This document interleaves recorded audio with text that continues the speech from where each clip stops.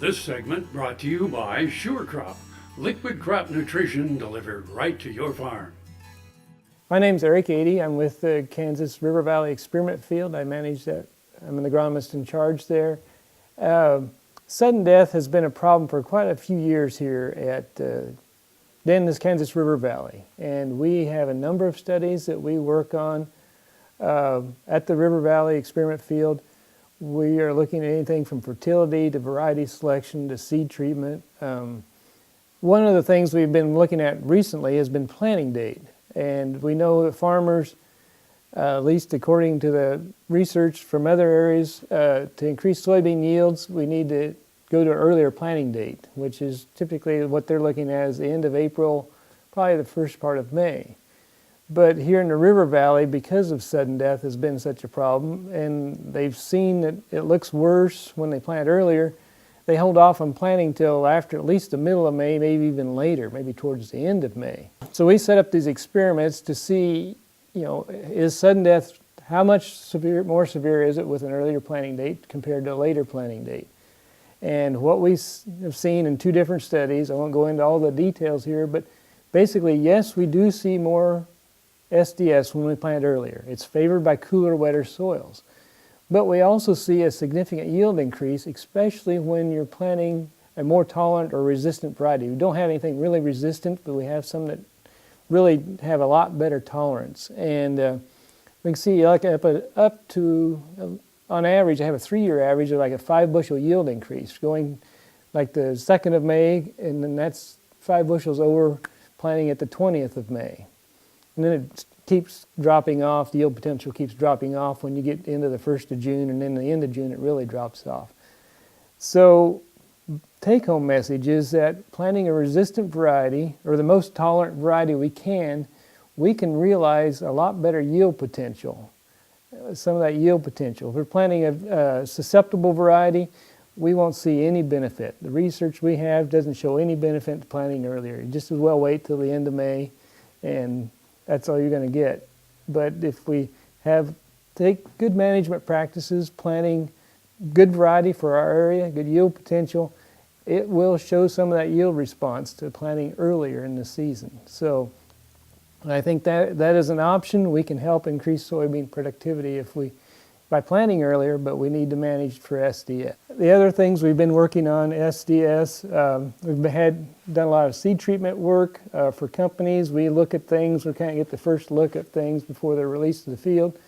And there has been one product that came out, is Flupyrum. Bayer markets it as a Levo. It's been very effective, and it also is effective against cyst nematode, soybean cyst nematode. And there's an interaction between cyst nematode and SDS. We're not sure exactly what it is, but we know if we help control or a variety is resistant to cyst nematode, we have less SDS. So that is out there. I did look at a couple of products for different companies last year that did show some promise. I don't know if they'll produce them and get them on out to the market, but there may be some other options for seed treatments to control SDS. Careful variety selection can make a huge difference. Now, a given year, we can have much more severe SDS than another year. I've only been here 6 years, and it's really varied. Some of it's related to soil moisture. It's hard to pin down. My take on it is if we get above average normal rainfall in June, right before bloom, we generally start to bloom right at the 1st of July, that is when we're set up for the most severe SDS. The last 2 years we've had above average rainfall in April and May, but a little below average or average during June.